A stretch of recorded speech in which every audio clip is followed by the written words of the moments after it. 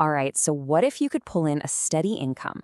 Not from stocks, not from real estate, but from music. And get this, what if you could do it all with AI, even if you have zero musical talent? Well, today we're diving into a pretty wild blueprint that claims you can do exactly that. Yeah, let's just cut right to the chase. The number this whole blueprint is built around is $2,000 a month. And according to the source material we're looking at, this isn't some pie-in-the-sky dream, it's an actual achievable target. And trust me, the method is probably not what you're thinking. And here's what makes that number so insane. The whole idea is that you can hit that target with none of the usual stuff. We're talking no expensive recording studio, no voice lessons, and this is the real kicker, absolutely no musical talent required. I mean, this completely flips the script on who even gets to call themselves a music creator. So if you're sitting there thinking this sounds a little out there, you are not alone. The person who came up with this blueprint knew you'd be skeptical. They even said, I thought they were smoking something until I saw the vision myself. It's basically their way of saying, yeah, I know this sounds nuts, but just hang in there. So that's what we're going to do. So the big question is, how is this even possible? Well, the entire strategy actually boils down to a surprisingly simple 3-step process. Think of this as the engine that takes you from just a simple idea all the way to getting paid. And here they are, the 3 big steps. Step 1, generate the track. Step 2, design the art. And step 3, distribute it. That's it. It's like a complete, self-contained little music factory. So let's break down each part.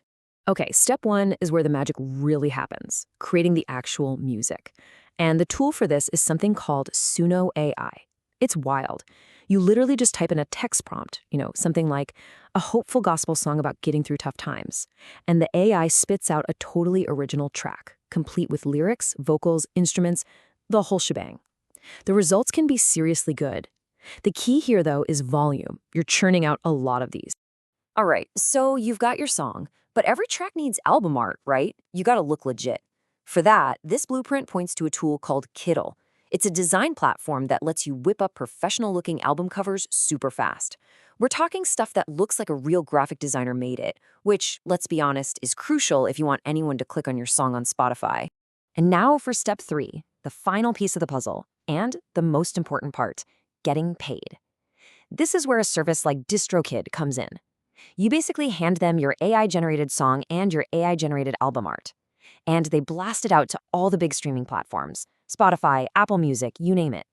Then they do the work of collecting the royalties from every single stream and send the money right to you.